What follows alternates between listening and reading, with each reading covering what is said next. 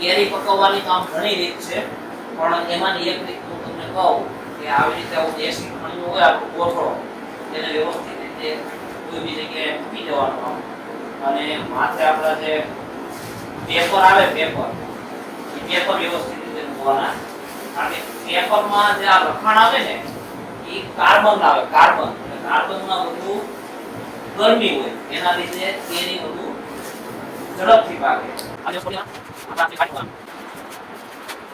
આવી રીતે ગોઠવાઈ ગયા પછી બીજું કાંઈ કરવાનું નહીં, કેરી લઈ અને વ્યવસ્થિત રીતે મૂકવા પડવાની.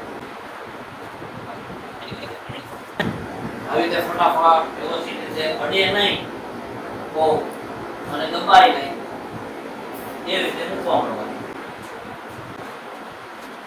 આ કેરી આવી રીતે મુકાઈ ગયા પછી આજે છે આને આવી રીતે વાળી દેવાનું.